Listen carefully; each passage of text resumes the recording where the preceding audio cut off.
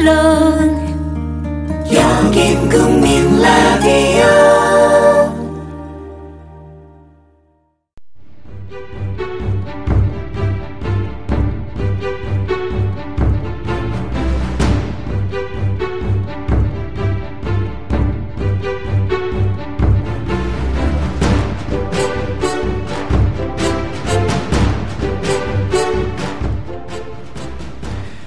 온갖 진통과 숱한 곡절 끝에 여야가 세월호 특별법에 합의했지만은 유족의 동의를 이끌어내지는 못했죠. 합의 내용을 뜯어보면 우려스러운 대목이 적지 않습니다. 여야는 특별법에 합의했지만 정부조직법과 유병헌법 합의안이 마련된 이후 10월 30일까지 일괄 처리하기로 했는데요. 새누리당이 특별법과 다른 법안의 연계 처리를 요구하고 나섰기 때문인데 특별법 입법이 또 다른 암초를 만나면서 더욱 늦어질 가능성도 있습니다. 특별법이 국회 본회의를 통과하려면 이런저런 진통이 예상됩니다. 10월 1일 정승조의 뉴스트라다무스 수요일 순서 시작하죠.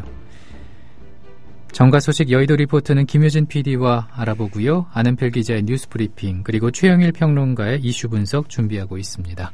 전하는 말씀 듣고 다시 옵니다.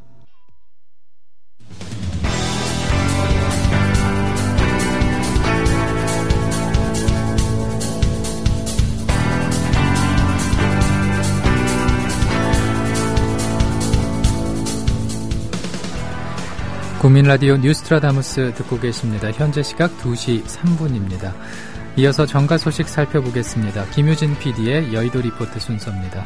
어서 오세요. 네, 안녕하세요. 김유진입니다. 예, 여야의 세월호 특별법 최종 합의안이 어제 타결이 됐지만은 여진과 파장은 쉽게 가라앉지 않는 분위기입니다. 네, 무엇보다 그 새정치민주연합이 유족들을 설득하는데 애를 먹고 있는 것 같아요. 네, 그렇습니다. 아시는 대로 어제 도출된 여야의 특별법 합의안에 대해 이 단원고 학생 희생자 유가족 중심의 유가족 대책위원회는 반발하고 있습니다. 예. 박근혜 대통령이 가이드라인으로 제시한 2차 합의안에서 실제로 달라진 게 없거나 오히려 더 퇴보했다는 것인데 이렇다 보니 이 새정치연합이 무척 곤혹스러운 모습입니다. 일단 새정치연합 주요 인사들은 유가족들을 향해 양해와 이해를 구하는 발언을 잇따라 쏟아내며 설득에 주력을 하고 있습니다. 예. 한정혜 대변인이 브리핑을 했는데 어제 합의는 끝이 아니라 시작이다. 앞으로 특검 후보 추천 과정에서 유가족 참여를 최대한 보장하고 유가족과 국민을 위해 시대적 사명인 세월호 참사의 진상 규명, 책임자 처벌, 재발 방지 대책 수립을 위해 끝까지 최선을 다하겠다 이렇게 말을 했습니다. 예, 정말 그 말대로 이루어졌으면 좋겠는데 네. 박영선 원내대표를 보니까는 트위터로 한마디를 했어요. 네, 미움도 많이 사고 논란에 도마에 많이 오른 인물이긴 하지만은 많이 속상할 겁니다. 박영선 원내대표 트위터에서 이 세상에서 가장 슬픈 법, 이 세월호 특별법이다라면서 그 법이 참 슬프게 타결이 됐다. 이 땅에서 약자의 서러움과 눈물을 닦아주는 일이 이렇게도 힘든 것인지라고 말했습니다. 예. 박지원 비대위원 라디오 방송에 출연을 해서 끝까지 유가족의 손을 잡고 가겠다면서도 새정치연합 비대위가 간담회를 통해 일단 막힌 것은 뚫고 국회를 이 이상으로 공전시킬 수 없다는 입장을 분명히 했다며 이 저간의 사정을 밝히고 호소했습니다. 예. 박범계 원내대변인은 어쨌든 유가족이 특검 후보를 추천하는 데 있어서 참여하도록 하고 법안을 최종 완성하는 단계에서 유가족의 뜻이 충분히 반영되도록 노력하겠다는 말로 유가족들을 안심시키려고 애썼습니다. 예, 안심시키려는데 애썼지만은 어찌됐든 유가족들은 이제 반대 입장을 표명한 상태인데, 네.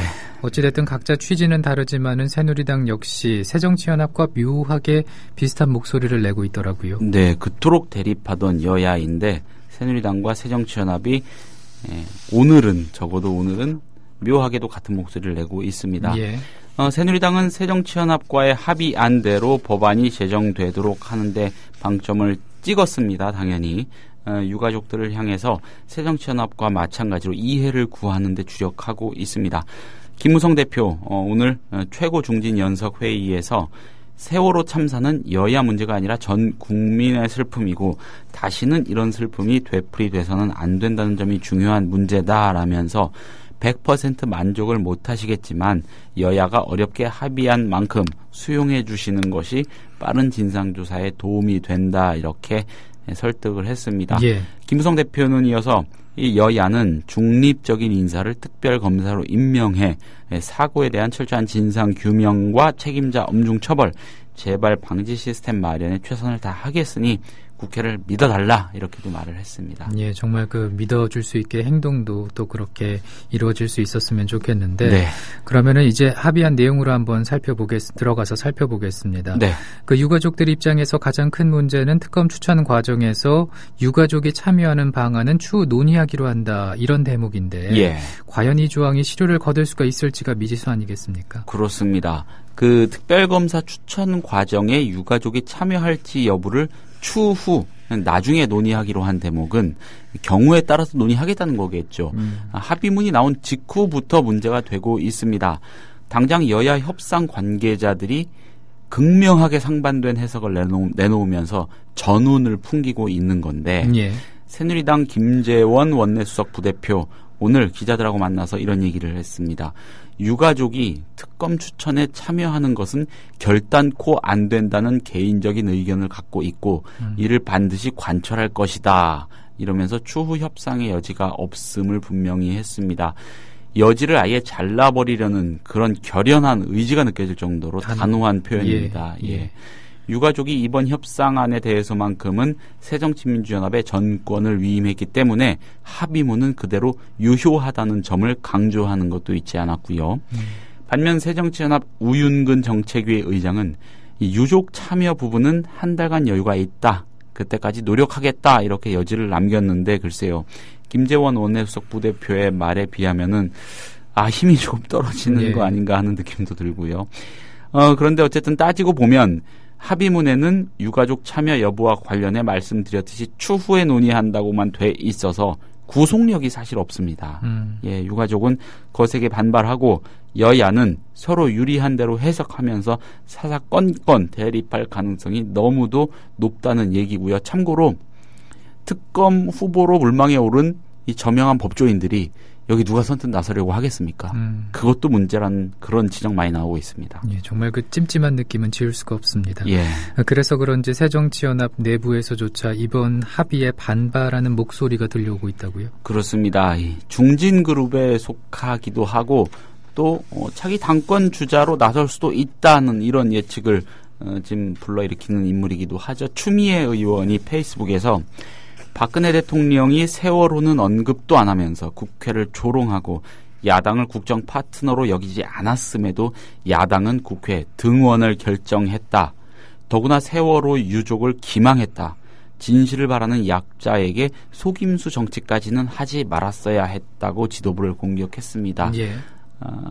당 지도부가 유가족들을 속였다 이런 말일 텐데 정청래 의원 트위터에서 역시 한마디 했습니다. 유가족과는 추후 논의한다? 정치권에서 추후 논의는 립 서비스. 박근혜 한나라당 대표는 사학법 데모하며 2달간 국회 보이콧했거늘 우리는 왜 안 될까라고 탄식 어린 일성을 내뱉었습니다. 예. 은수미 의원 역시 트위터에서 성희롱법 제정 과정에 여성 빼면 안 되고 흑인 인권법 만드는데 흑인 빼면 안 되듯 세월호 진상규명에 유족 빼면 안 된다. 그런데 특검 추천에 유족 빼고 정부조직법과 세월호 특별법을 연계한단다며 무조건 등원이라도 좋으니 재협상해야 한다는 목소린 허공만 맴돈다 이렇게 탄식했습니다. 비대위원이자 차기 당권 후보로 꼽히고 새정치연합의 대표적인 중진 거물 정치인인 정세균 의원. 내 주장은 국회가 할 건 하면서 한편으론 잘 싸우자는 거였는데 어제 보기에는 내가 주장하는 쪽으로 된 게 아니라 일단 매듭하는 쪽으로 갔다며 사실상 실망감을 토로했습니다. 지도부와 중진그룹에서조차 이런 목소리가 흘러나오면서 문희상 비대위 출범 이후 일단 봉합된 것으로 보였던 내부 갈등이 재점화되는 게 아니냐 이런 우려도 조금씩 흘러나옵니다. 예, 상황이 또 어떻게 진행이 되는지 한번 지켜봐야겠습니다. 네. 그 박영선 원내대표의 거취 문제도 조금씩 다시 불거지는 것으로 보이는데 어떻습니까? 일단 지난번 거취 파동 때 상당수 의원들이 문제 제기를 했던 상당수 의원들이 박영선 원내대표가 자리를 유지하는 시점을 세월호 특별법 합의 시점까지로 주장한 바 있습니다. 예. 박영선 원내대표 본인 또한 비슷한 취지의 입장을 밝힌 바 있고요. 현재까지는 사퇴 문제로 심하게 각을 세우거나 공론화하려는 목소리는 들리지 않습니다만 박지원 의원이 라디오 인터뷰에서 새누리당 이완구 원내대표가 어제 저에게 박영선 원내대표와 같이 일을 계속할 수 있으면 좋겠다고 말했다 이렇게 전했습니다. 이완구 원내대표는 이런 입장을 새정치연합 비대위원들에게도 모두 전했다고 합니다. 그러니까는 이 문제 다들 인식은 하고 있는 것 같고요. 예. 아마 당 비대위나 중진그룹 차원에서부터 논의가 이루어지지 않겠나라고 전망할 수 있겠습니다. 그렇군요. 이런 가운데 국회 상임위원회 본격 가동이 되지 않았습니까? 네. 이 여야 간의 원내 2라운드가 시작됐다 이런 해석도 있던데 현재 상황을 좀 살펴보죠. 네. 일단 주요 상임위별로 오늘부터 가동이 되기 시작했습니다. 특히 원내 투쟁, 국회 들어와서 할 건 하면서 투쟁하겠다는 이런 방침을 선언한 새정치연합은 이 경제 활성화 입법안을 인위적 경기 부양책으로 담배세와 주민세 등의 인상안을 박근혜 정부의 꼼수 증세로 규정하고요. 상임위 활동 등을 통해 이를 저지한다는 방침이어서 새누리당과의 정면 충돌이 예상됩니다. 예. 공무원 연금 개혁과 쌀 관세화 문제 역시 비슷한 상황을 연출할 것으로 보이고요. 세월호 특별법이라는 전국의 블랙홀이 외관상 해소가 됐지만 그 못지않게 첨예하고 휘발성 높은 사안 산적해 있어서 여야 간의 일대 충돌은 불가피해 보입니다. 예. 그리고 예전에 한두 차례 좀 언급을 해주셨는데 네. 전국이 한숨 돌리고 나면 아마 개헌 문제가 큰 이슈로 떠오를 것이다. 이런 전망이요. 네. 네, 예상대로 당장 오늘부터 이 문제가 수면 위로 떠오른 모습이에요. 그렇습니다. 여기에서 말씀드리는 개헌, 한두 차례 말씀드렸습니다만 권력 구조, 즉 현행의 5년 단임 대통령제를 다른 것으로 바꿔보자는 내용의 개헌을 얘기합니다. 예. 여야 국회의원 148명이 참여하는 이 개헌 추진 국회의원 모임이라는 곳이 있습니다. 이 모임이 오늘 조찬 모임을 갖고 개헌 공론화에 나섰습니다. 잘 알려지거나 드러나지 않아서 그렇지 사실 국회 내에 여야를 떠나서 국회의원들이 모여서 만든 모임들이 많습니다. 개헌 추진 모임 역시 그런 모임 가운데 한 곳으로 보시면 되겠고요. 새누리당에서 이군현 사무총장이 여당 간사를, 새정치민주연합 우윤근 정책위 의장이 야당 간사를 맡고 있는데 이 모임이 오늘 오전 7시 반쯤에 국회 귀빈식당에서 모임을 갖고 개헌안 조문화 작업과 동시에 개헌 특위를 구성하는 내용 등의 논의를 했습니다. 예. 최근 새누리당 이인재, 김태호 최고위원, 이재호 의원 등이 개헌의 필요성을 주장하고 나서면서 정치권 내에서 개헌에 대한 관심이 커지고 있는 상황입니다. 그래서 이 모임에 대한 관심도 높았고 이들은 주로 이 분권형 대통령제, 즉 프랑스식 이원 정부제, 내각제와 대통령제가 동시에 운용되는 체제입니다. 이런 개헌에 초점을 맞추고 논의를 진행 중인 것으로 알려졌습니다. 참고로 이 모임은 2011년에 발족을 했는데 간간히 활동을 해오다가 세월호 문제 등으로 활동을 사실상 접었었습니다. 그러다가 약 8달 만에 공식 모임을 재개한 것이고요. 그리고 특히 새누리당에서 현재 이 문제가 조금씩 거세게 나오고 있지 않습니까? 예. 김무성 대표가 굉장히 신중합니다. 그런데 또 보수혁신위원회 김문수 위원장이 수장인 이곳은 적극적으로 보고 있습니다. 여러모로 정치적인 갈등의 소지가 큰 문제라서 앞으로 좀 잘 지켜봐야 될 것 같습니다. 그렇군요. 오늘 말씀 여기까지 듣습니다. 고맙습니다. 감사합니다. 김효진 PD였습니다. 국민TV 뉴스K 앵커 노종면입니다. 정치 권력, 재벌, 특정 지배주주로부터 오염되지 않는 언론, 국민TV가 그 실험을 해나가고 있습니다. 이런 언론이 지속 가능하다면 다른 여러 언론도 따라올 것입니다. 닻을 올린 국민TV, 순항하도록 힘을 실어주십시오.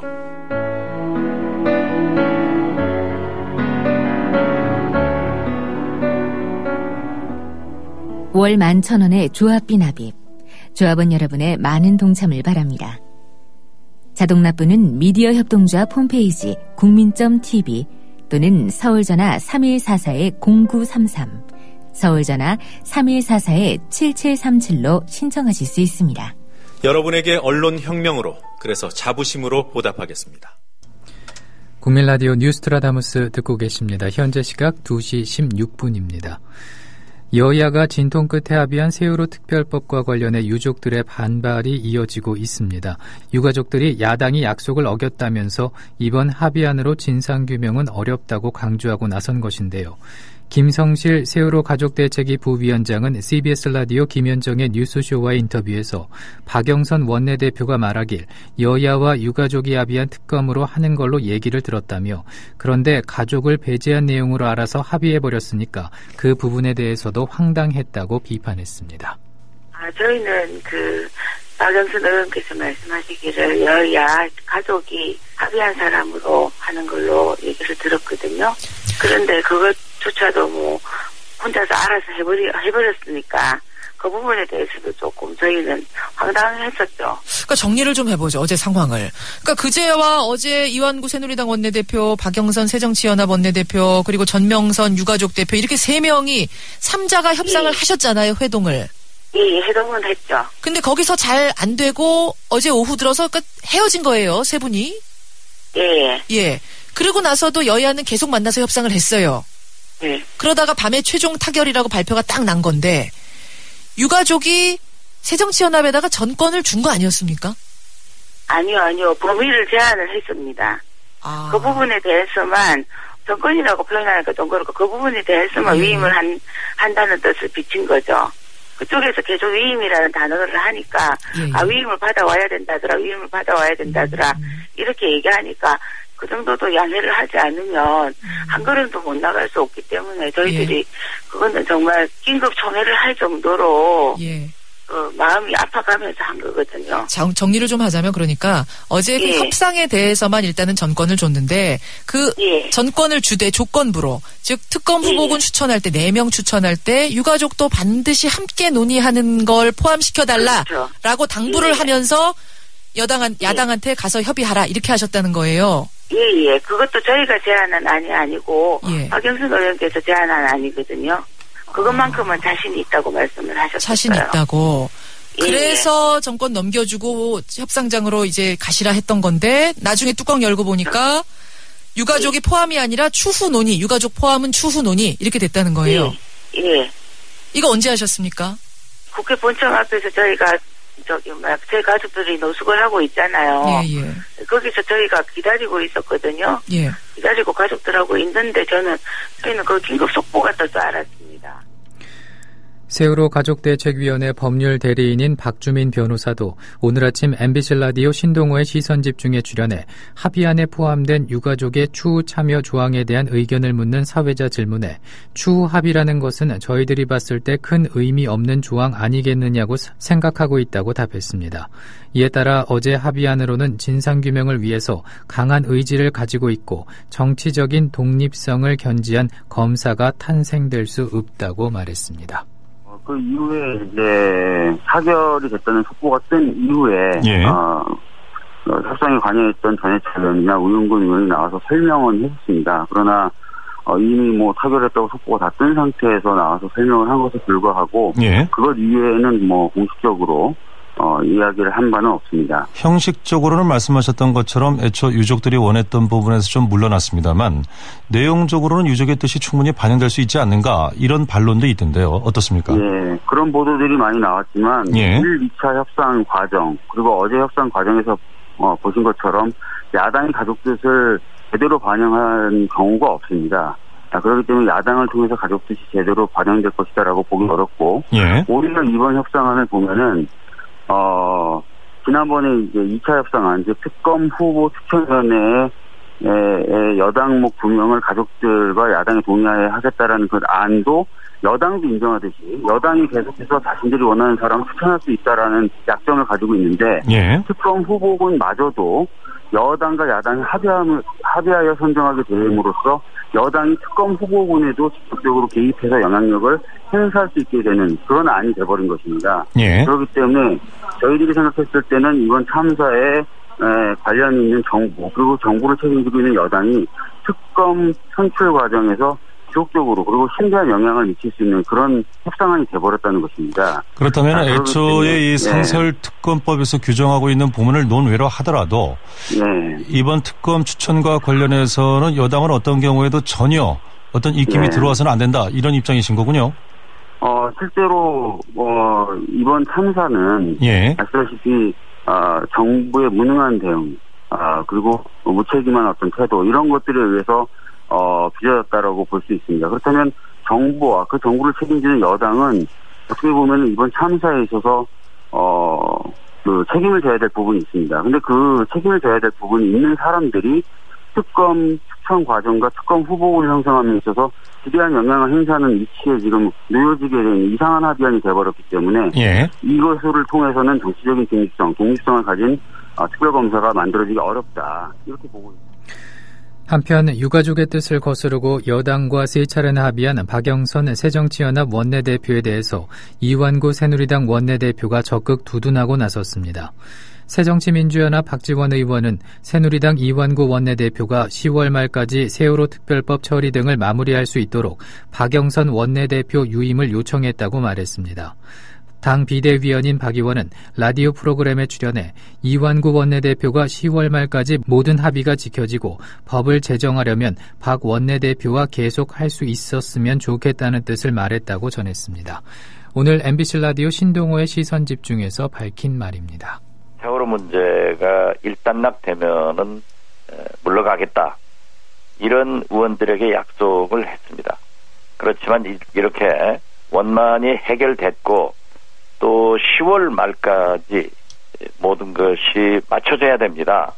그렇기 때문에 어제 새누리당 이완구 대표도 저에게 와서 10월 말까지 이 모든 합의가 지켜지고 법을 제정하고 일을 하려면은 박영선 대표하고 계속 할 수 있었으면 좋겠다. 이런 말씀을 하시더라고요. 물론 저에게만 한 게 아니고 제가 보기에는 우리 새정치민주연합 비상대책위원들에게 일일이 다 말하는 한 것으로 알고 있습니다. 그래서 우선 먼저 이 문제는 박영선 대표가 자기의 위치를 어떻게 설정할 것인가. 그리고 새누리당 김무성 대표의 딸이 수원대 미대 조교수로 채용되는데 뇌물성 특혜가 있었다는 의혹이 증폭되고 있습니다. 김무성 딸 특혜 의혹에 대해 자체 조사를 벌인 참여연대와 사학개혁 국민운동본부가 지난달 29일 발표한 공동조사 결과에 따르면 수원대는 지난해 8월 김무성의 딸인 김모 교수를 채용하면서 유일하게 정년이 보장되는 정년계열 교수로 뽑았습니다. 수원대는 최근 4년 동안 김 교수 외에는 모두 비정년 계열 교수로 채용했습니다. 한편 김 교수 채용과 관련해 국회 교육위원회 소속 새정치연합 안민석 의원은 여당 대권주자인 김 대표에 대해서 당 차원에서 문제 제기해야 하는데 야당이 소극적이라며 지적을 해서 주목되고 있습니다. 안 의원은 오늘 국민라디오 조상훈의 뉴스바에 출연해 이같이 말했습니다. 그러니까 이제 대통령 출마까지 염두에 둔 여당의 대표가 사학 비리 관련해서 따님의 교수 채용 문제에 대한 의혹을 받고 있으면 이건 당연히 야당이 나서서 이 문제에 대해서 문제를 제기하고 의혹을 제대로 규명을 요청을 해야죠.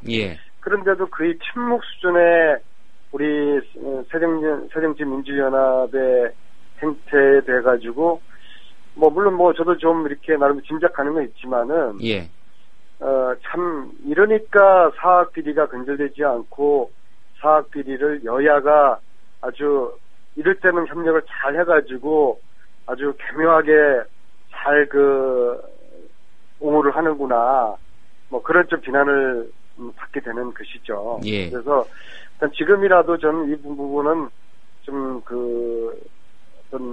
의원 개개인이 나서야 될 일이 아니라 당 차원에서 야당의 당 차원에서 이 부분에 대한 대응을 논의하고 적절한 대응을 해야 된다고 보고요. 그리고 이번 국감에서는 이제 오늘 국감 증인을 채택하는 회의가 오후에 있는데요. 아마 이제 핵심 쟁점이 아마 이인수 총장의 그 증인 채택 문제일 거예요. 아마 여당에서는 또 글쎄 야당은 어떨지 모르겠는데 아무튼 이 부분 이렇게까지 문제가 됐으면은 대개의 경우는 해당 그 사립 대학의 총장 또 이해 당사자니까 예. 당연히 이제 국감장의 정인으로 채택을 해서 또 그분도 또 하고 싶은 이야기도 있고 또 억울한 부분도 있지 않겠습니까? 예. 그런 이야기를 소명하고 해명할 그런 기회를 주자. 여야 간사가 쉽게 합의를 하는 게 당연한데 오늘 그 합의가 이루어질지 그거는 한번 저도 주의 깊게 오늘 관찰을 해볼 생각입니다. 예. 그 새정치민주연합이 이 문제에 대해서 좀 미온적으로 대응한다는 말씀 가운데 들리는 얘기 중에 그 새정치민주연합 내 그 유력 정치인도 좀 관련이 돼 있다 이런 말이 있던데 혹시 관련한 정보 파악하고 계신 거 있습니까? 거기에 대해서는 제가 노 코멘트 하겠습니다. 국민 라디오와 국민 TV를 다시 읽고 듣고 보실 수 있습니다. 대한민국 공정언론의 산실, 미디어 협동조합이 만든 인터넷 신문. 기자들이 현장에서 보내온 생생한 속보, 전문가들의 깊이 있는 분석. 국민 TV 뉴스. 국민 TV 뉴스. 국민 TV 뉴스. 국민 TV 뉴스. 공정뉴스의 관문 news.국민.tv. 지금 접속하세요. 국민 라디오 뉴스트라다무스 듣고 계십니다. 현재 시각이 2시 28분입니다. 이어서 안은필 기자의 뉴스 브리핑 시간입니다. 어서 오십시오. 네, 안녕하세요. 네, 세월호 특별법 여야 합의가 타결이 되자마자 세월호 인양해야 한다는 주장이 나왔는데 새누리당 심재철 의원의 발언이죠. 예, 그렇습니다. 국회 세월호 국정조사 특별위원장을 지낸 심재철 새누리당 의원이 세월호를 언제까지 바닷속에 계속 놔둘지 정부는 종합대책을 밝혀야 한다고 말했습니다. 예. 심 의원은 오늘 최고위원 중진연석회의에서 실종자 수색뿐 아니라 침몰 원인과 책임 소재를 제대로 규명하고 법적 절차를 마무리 짓기 위해서라도 인양이 불가피하다면서 이같이 말했는데요. 심 의원은 이어서 전문가들은 인양 작업에 최소 석 달 이상 걸릴 것으로 보는데 늦가을부터 수온과 기온이 내려가고 12월부터는 잠수사 입수가 어렵다면서 자칫 시기를 놓치면 겨울을 넘기고 내년 3월 이후에야 수색 작업을 재개할 수 있다고 말했습니다. 예. 세월호 인양 작업은 빠르든 늦든 결국 해야 하는 일인 것은 맞는데요. 여야가 세월호 특별법을 합의하자마자 그리고 유가족들은 여전히 반대하고 있는 상황에서 나온 발언이기 때문에 적절하지 않다는 지적도 나오고 있습니다. 예. 세월호 일반인 희생자 유가족대책위원회가 단원고 가족대책위원회 유경근 대변인을 고소했다고요? 예, 그렇습니다. 일반인 대책위의 장종렬 위원장은 단원고 가족대책위 유경근 대변인을 출판물에 의한 허위사실 유포와 명예훼손 혐의로 어제 고소했습니다. 장 위원장은 우리는 김무성 새누리당 대표와 만나지도 않았는데 유 대변인이 공식 석상에서 우리 측이 재합의안을 수용했다는 유언비어를 퍼뜨렸다고 고소 이유를 밝혔는데요. 예. 유 대변인은 앞서 자신의 착각 때문이었다고 일반인 유가족 측에 이에 대해 사과한 바가 있습니다. 그럼에도 불구하고 장 위원장은 유 대변인을 고소한 겁니다. 유 대변인은 김무성 새누리당 대표가 일반인 유가족이 아니라 단원고 유가족 임원들과 만났고 이때 특별법에 수사권, 기소권을 부여할 수 없는 이유로 쪽지에 청와대라고 써서 임원들에게 보여줬다고 말한 바 있습니다. 그렇군요. 서북청년단 재건위원회 위원장이 일베에 이제 글을 올렸는데 이게 좀 논란이 되고 있습니다. 서북청년단원 안두희가 백범 김구를 암살한 것을 두고 의거라고 표현을 했는데 이게 참 그 파장이 커지고 있네요. 예, 그렇습니다. 배성관 서북청년단 재건준비위원장은 어제 극우 온라인 커뮤니티인 일간베스트에 서청재건위원장 명의의 글을 올렸습니다. 예. 배성관 위원장은 지난 28일 노란리본 철거 시도를 한 후에 언론과 정치권으로부터 비난과 주목을 받고 있다면서 종북 좌파가 장악하고 있는 언론이고 야당이기에 그러느니 하고 치부하지만 홍어까지 가세하고 있는 꼴을 보니 목불인견이라고 적었습니다. 홍어는 일베 내에서 전라도 사람들을 비하하는 용어로 쓰이는 표현입니다. 배 위원장은 이어서 홍어 한 마리가 준비위원회 대변인인 정함철 씨에게 전화로 살해 위협을 했다며 내용인즉 김구 선생을 서북청년단원 안두희가 살해했는데 그런 애국자를 살해한 서북청년단을 무슨 낯짝으로 재건하려 하느냐, 안두희가 맞아 죽었듯이 너도 죽고 싶으냐라는 식이었다고 설명했습니다. 그러면서 이에 대해서 재건준비위원장의 입장을 밝힌다고 전한 건데요. 배 위원장은 김구는 김일성의 꼭두각시였고 대한민국의 건국을 방해했다면서 반공당 단체인 서북청년단원 안두희 씨가 김구를 처단한 것은 의거이고 안두희 씨가 맞아 죽은 것은 종북 좌익 정권 시대였다라고 주장했습니다. 예. 근데 앞서 서청 재건준비위원장 명의의 글이라고 소개를 해주셨는데, 근데 이게 또 그 서청 재건위의 공식 입장은 아니다라고 하는데 이건 무슨 말입니까? 예, 이건 또 이 말은 서청 재건준비위의 정암철 대변인의 말입니다. 예. 정 대변인은 어제 오마이뉴스와의 전화 통화에서 우리 단체의 공식 입장은 대변인을 통해서만 나온다라면서 해당 글은 위원장의 글은 공식 입장이 아니라고 밝혔습니다. 정 대변인은 회원 사이에 역사를 둘러싼 인식 차이가 있다면서 이런 주장을 하시는 분이 있는 것도 사실이라고 말했습니다. 또한 김구 선생님은 임시정부의 수장이자 독립운동의 핵심이었다며 안두희 씨는 스스로 애국이라고 생각해서 한 행동이겠지만 독립을 위해 큰 노력을 한 김구 선생님을 암살한 것은 옳지 못한 행동이라고 강조했습니다. 이게 앞뒤가 안 맞는 건데요. 배성관 위원장이 올린 글을 보면 재건준비위원장의 입장을 밝힌다는 내용이 있습니다. 그러니까 개인의 입장이 아니라 위원장으로서의 입장을 밝힌다는 그런 뜻인데요. 예. 그런데 위원장의 입장이 공식 입장이 아니다라는 대변인의 설명은 납득하기가 힘든 부분 같습니다. 서청준비위를 향한 야권은 물론이고 새누리당 내부에서도 비판의 목소리가 나오는 이런 상황에서 배 위원장의 이 같은 발언이 미칠 여파가 두려워서 몸을 사리는 것 아닌가 이렇게 추측됩니다. 예. 다른 얘기 해보겠습니다. 공안당국이 세월호 집회 사건을 수사하는 과정에 3,000명의 개인정보가 담긴 카카오톡 계정 압수수색했고 그 내용을 들여다본 것으로 이제 드러나지 않았습니까? 네. 인권단체를 비롯해서 시민단체들 이를 규탄하고 나섰어요. 그렇습니다. 천주교 인권위원회, 인권운동 사랑방, 세월호 국민대책회의, 존엄과 안전위원회, 인권단체 연석회의, 공권력 감시 대응팀 등 시민단체들이 오늘 오전 서울 중구 정동 프란치스코 회관에서 기자회견을 열고 공안당국의 사이버 감시 상황을 폭로했습니다. 이들은 정진우 노동당 부대표가 지난 8월 18일 서울 종로경찰서로부터 받은 통지서를 공개했는데요. 예. 정 부대표가 받은 전기통신에 대한 압수, 수색, 검증, 집행사실 통지서에는 지난 5월 1일부터 6월 10일까지 카카오톡 메시지 내용, 대화 상대방 아이디 및 전화번호, 대화 일시, 수발신 내역 일체, 그림 및 사진 파일 등의 전체를 압수수색했다는 내용이 담겨 있었습니다. 여기에는 현금카드 비밀번호, 재판과 관련해서 변호사와 나눈 이야기, 초등학교 동창들과 나눈 내밀한 이야기 등도 담겨 있었습니다. 정 부대표는 지난 6월 10일 삼청동 국무총리 공관 인근에서 세월호 참사 책임자 처벌과 박근혜 대통령 퇴진 등을 요구하는 60 청와대 만민공동회를 진행하던 중에 경찰의 해산 명령에 응하지 않은 혐의로 현행범으로 체포, 구속 기소됐다가 7월에 보석으로 풀려나 수사를 받던 중이었습니다. 예. 아무튼 이제 좀 불안감이 커지고 있는 상황인데 사이버 망명이 가속화될 것이라는 그런 전망도 나오고 있어요. 예, 그렇습니다.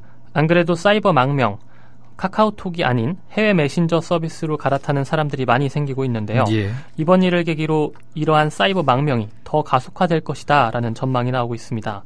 가장 문제가 되는 부분은 검경이 압수수색 영장을 발부해서 카카오톡 대화 내용을 수집하면 이른바 단톡방이라고 하지 않습니까? 예. 단체 카톡방인데 그 단톡방에 들어와 있는 다른 사람의 대화도 모두 노출이 되기 때문입니다. 자신은 아무런 범죄 혐의도 없고 압수수색의 대상이 아니더라도 그 다른 사람이 압수수색이 대상이고 그 단체 카톡방에 들어와만 있다 할지라도 자신의 사생활이 노출될 우려가 크다는 그런 설명입니다. 앞서 말씀드린 인권단체들도 이 점을 지적하고 있는데요.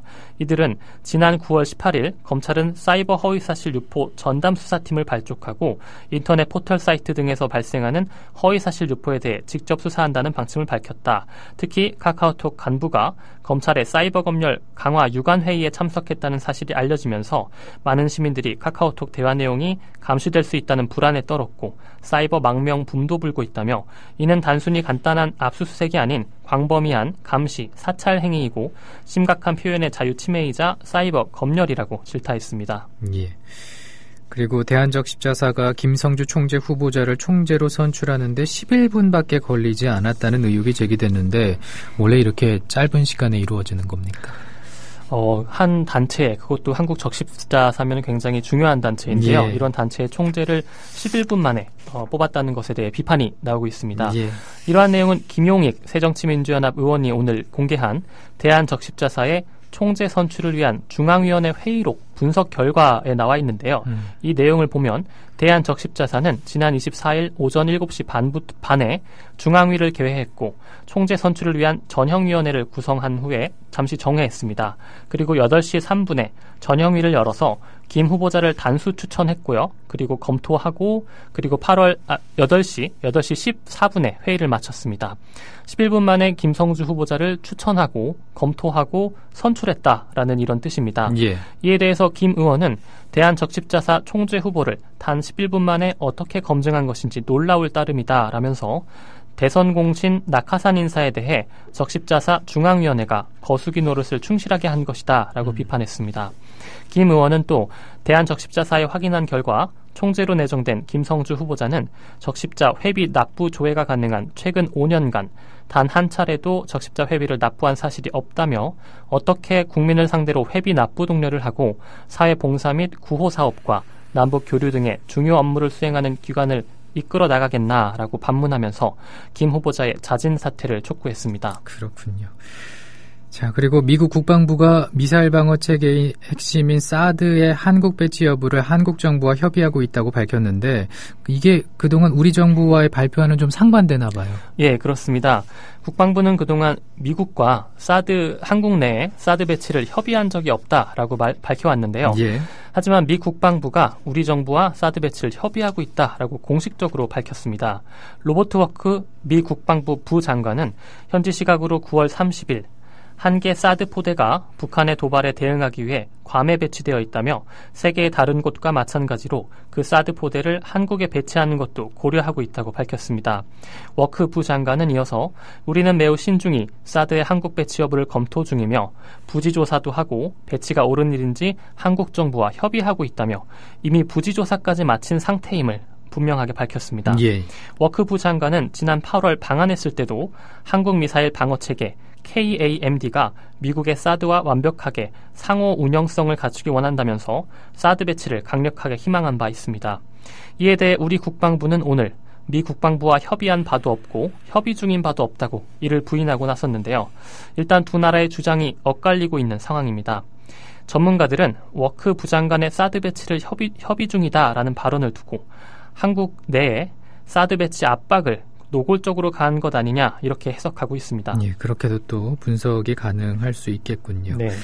육군 장교가 실탄을 장전한 총으로 이제 소총으로 부하들을 위협하는 등 가혹행위한 혐의로 구속된 사실이 뒤늦게 알려졌네요. 예, 그렇습니다. 뉴시스 보도인데요. 강원 화천 중동부 전선 최전방 GOP 소초장인 A 중위는 경계 근무 중인 병사가 암구호를 하지 않았다는 등의 이유로 실탄이 장전된 소총으로 위협하는 등 가혹행위를 한 혐의를 받고 있습니다. 예. 그리고 지난 24일에 구속이 된 건데요. 또한 A 중위는 길이 1m의 막대기로 머리를 때리는 등 병사들에게 폭행과 폭언을 저지르고 얼차려 과정에서 병사 한 명의 손가락뼈가 부러지는 부상을 입힌 혐의도 받고 있습니다.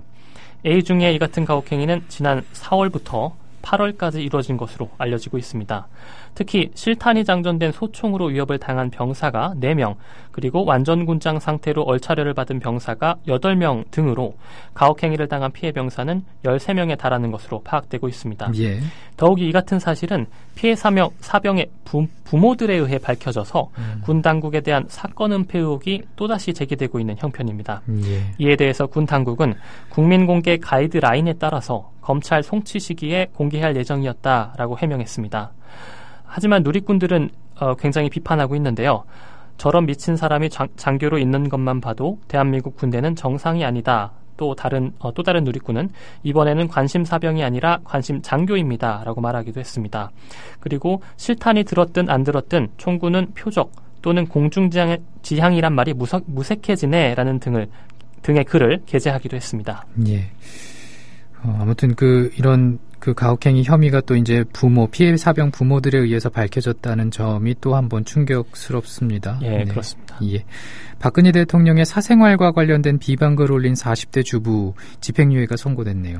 예, 서울중앙지방법원 형사 17단독은 박근혜 대통령의 사생활과 관련된 비방글을 인터넷에 올린 혐의로 기소된 48살 탕모 씨에게 징역 4개월에 집행유예 1년을 선고했습니다. 재판부는 판결문에서 피고인이 작성한 글 내용은 대통령의 업무와는 무관한 것으로 사회의 여론 형성이나 공개 토론에 기여하는 것이 아니라고 지적했습니다. 예. 또 해당 글로 인해 훼손되는 명예의 성격과 그침의 정도, 표현의 방법 등을 고려하면 비방할 목적이 있었다고 보인다고 밝혔습니다. 탁 씨는 지난해 6월 인터넷 포털 사이트 토론방에 박근혜 대통령이 고 최태민 목사, 정윤혜 씨와 불륜관계라는 취지의 허위사실이 포함된 글을 올린 혐의로 재판에 넘겼습니다. 예, 오늘 말씀 고맙습니다. 네, 고맙습니다.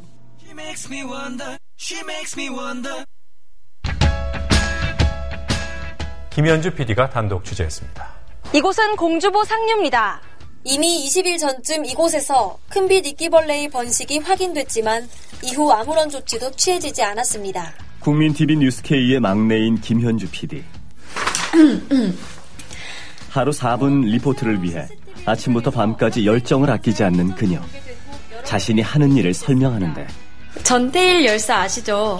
자기 몸과 노동법전을 함께 태웠던 분 말이에요. 제가 하는 일은 오늘의 전태일에게 마이크를 들이대는 일, 그 일이에요. 미디어 협동조합. 이 세상에 억울한 사연이 모두 사라지는 그날까지 최선을 다하겠습니다. 조합원 가입으로 동참하실 수 있습니다. 지금까지 종로 보신각 집회 현장에서 국민TV 뉴스 김현주입니다.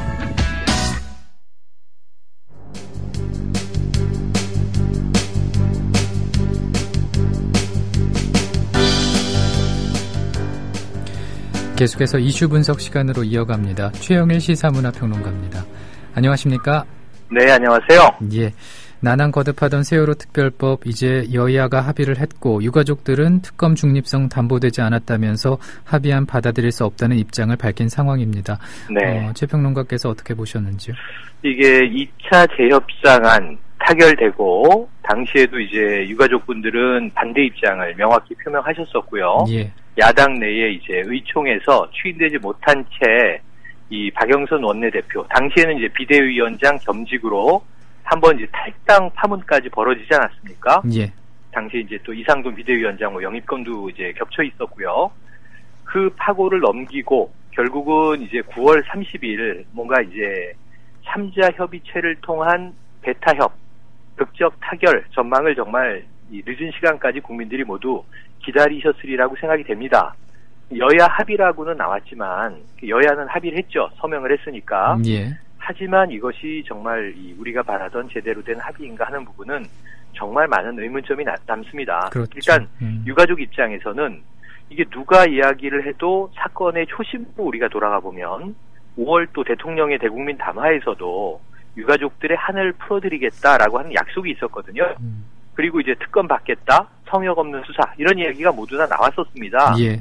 그런데 문제는 이게 뭐 한 4개월여 시간이 흐르면서 지금 어제 타결된 내용을 보면요, 달랑 5개 조항의 합의문이 발표가 됐습니다. 문제는 10월 말까지 세월호법 그리고 유병헌법, 뭐 이제 기타 정부조직법 이런 것들을 묶어서 한 달의 여유를 두고 이제 처리하겠다라고 하는 약속하고요. 제일 주목받은 것은 3번 항목인데 이 유족의 참여는 추후 논의한다 이렇게 돼 있어요. 예, 예. 근데 문제는 당일날 유족들이 현장에 와 있었고 지금 유가족도 단원고 유가족과 뭐 일반인 유가족으로 지금 분리하려고 하는 움직임이 보여서 그 일반인 유가족도 어제 오후에 국회를 달려갔습니다. 우리도 회의에 참여하겠다. 근데 이제 이런 복잡한 부분들을 다 뒤로 한 채 여야는 사실 이제 여당에게 끌려간 국면인데요. 7시로 미뤄 예정된 본회의를 어제는 열지 않는다면 이제 이 국회 무용론에 대한 국민적인 질타가 쏟아질 것을 두려워하여 시간에 쫓겨서 아주 급하게 타협을 해버린 것으로 제1야당이 타협을 해버린 것으로 보여는 지는데요. 이것은 그야말로 미봉책이다라고 얘기 드릴 수밖에 없고요. 예. 문제는 하나도 가라앉지 않았다. 결국은 이 정말 수많은 어린 학생들이 수장돼서 목숨을 잃은 이 대통령은 뭐라고 표현을 했었냐면 대한민국은 세월호 이전과 이후로 나뉠 것이다라고 하는 역사적으로 중대한 방점을 찍은 이 대참사 비극에 대해서 지금 와서는 여야가 유가족들의 입장을 하나도 받아들이지 않았거든요. 예. 그러니까 유족들의 동의 혹은 양보, 양해, 그것을 무슨 표현을 쓰더라도 유족들도 사실은 그동안에 많이 완화돼서 수사권, 기소권을 진상조사위에 부여하는 것을 내려놓는다 하더라도 거기에 준하는 진실규명의 의지만 담긴다면 양보하겠다는 입장을 이제 전환적으로 보여온 거 아닙니까? 그런데 마지막 순간에는 유족을 배제해버렸거든요. 예. 물론 이 부분에 있어서는 이제 여당은 이렇게 지금 면피를 하는 전략이에요. 야당이 정권을 위임받지 않았느냐. 세월호 특별법에 관련한 협상은 우리는 야당하고 하는 것이지 이것을 민간인 혹은 특히 피해 당사자를 개입시키는 것은 뭐 이 법치주의에 위배된다 이런 논리인 건데요. 예. 그게 국민 다수가 납득하는 논리인지 저는 의문 제기할 수밖에 없고요. 그렇다면은 2단계 방법으로라도 이게 3자 회동이라는 말이 그렇게 여당이 부담스럽다면 우리가 그동안 많이 써온 말 중에 이해 당사자의 동의를 받는 형식의 2+1 회담이라든가 여러 형태로 표현이 가능합니다. 그 동의를 담는 작업, 그 마지막 수순 하나 가장 중요하게 생각하는 부분을 해결하지 못해서 이 지경으로 그냥 합의된 것이 아닌데 합의된 것처럼 합의를 위한 합의를 이루고 10월로 우리가 넘어오게 됐다는 것은 참 안타까운 현실이라고 봅니다. 예, 맞습니다. 정말 안타까운 상황인데 그런데 이런 와중에 또 법안 처리를 위한 국회 본회의가 151일 만에 열리지 않았습니까? 그렇죠. 예, 상황이 어땠나요? 어제 본회의 7시에 이제 정의화 국회의장 어제를 넘길 수는 없다. 자정 전까지는 어쨌든 개의하겠다 이렇게 얘기를 했었는데요. 예.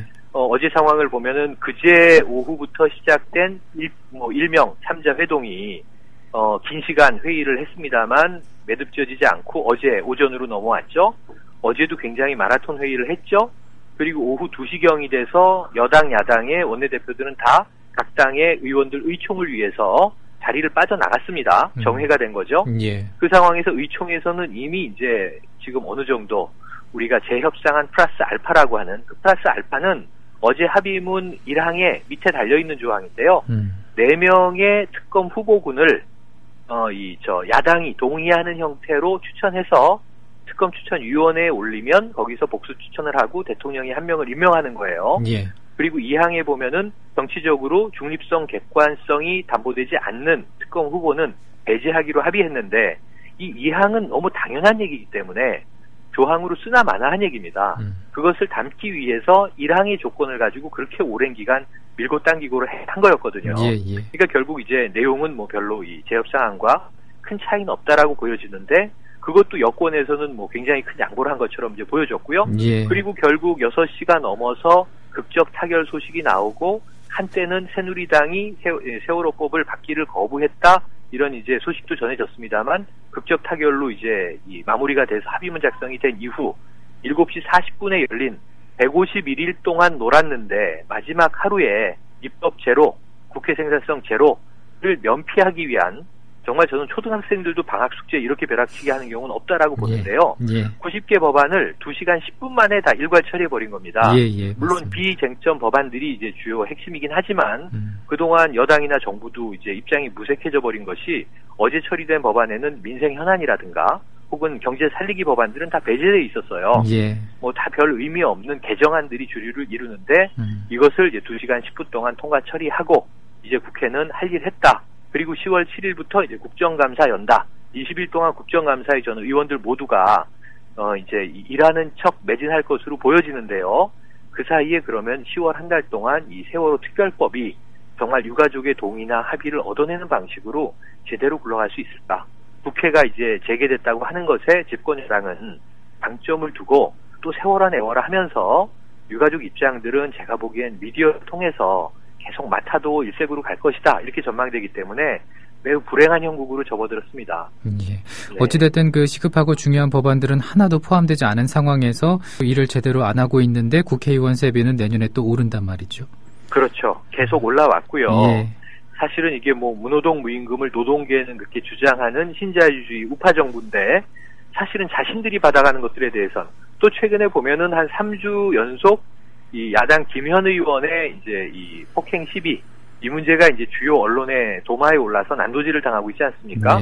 좀 안타까운 현실인데 이 국회의원 특권 내려놓기를 이루지 못하고 있는 것이 김현 의원도 비판받을 지점이 일부 있겠습니다만 일개 의원, 특정한 의원뿐이겠습니까? 제 생각에는 국회의원 모두 한숨에 손을 얹고 생각을 하면 이것이 정말 세월호 유가족이 개입된 사건이기 때문에 이렇게 비화됐을 뿐이지 국회의원 개인 다 어떻게 행동을 하고 국민의 세금을 어떻게 남용하고 낭비해 왔는지 혹은 지금까지 어제 하루 2시간 10분 동안 90개 법안을 처리한 모습을 국민들이 보면서 그럼 150일 동안 일을 안 해도 저 처리 2시간 10분 일한 것 때문에 국회의원들의 이 노동의 대가는 인정받아야 하는 것인가 하는 의문들에 어떻게 답할 것인지 너무 궁금합니다. 예. 향후 정치권 전망을 좀 해주신다면 어떻게 볼 수 있을까요? 지금 이제 대통령의 가이드라인 문제, 지금 사실 여당은 협상의 여지도 별로 없는 상태에서 청와대를 방탄하기 이제 지금까지 시간을 끌어왔던 문제. 예. 그리고 어쨌든 이제 여야 합의라고 하는 명분을 가지고 이제 국회를 밀고 나가면서 국정감사, 예결산위, 연말은 이제 정신없이 달릴 텐데요. 오늘 날짜로 이제 4분기로 접어들었습니다. 예. 올해가 이제 3개월 남은 거죠. 이제 기업들이 분기 단위로 끊는 것을 보면, 핵심 이슈는 세월호법은 여전히 지금 후폭풍을 예고하고 있기 때문에 국론이 두 개로 분열된 채 아마 굉장한 또 정쟁 이슈로 또 앞으로 국민 갈등 이슈로 계속 유지될 것 같습니다. 이 문제 청와대가 나서서 풀지 않으면 저는 해법이 여전히 나오지 않을 거라고 보고요. 그 다음에 경제 이슈 중요합니다.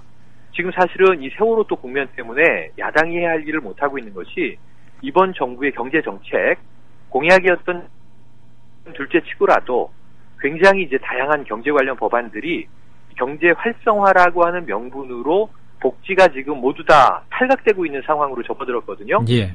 공무원 연금법 개혁안만 해도 그렇고요. 공무원 사회 굉장히 이제 분노에 차 있고 들썩이고 있는데 아무도 거들떠보지 않고 있고요. 야당의 역할이 세월호 특별법을 원한대로 혹은 변경안이라 하더라도 유가족들이 납득할 수 있는 방식으로 한 달 동안 이끌어갈 마지막 기회가 남아 있고요.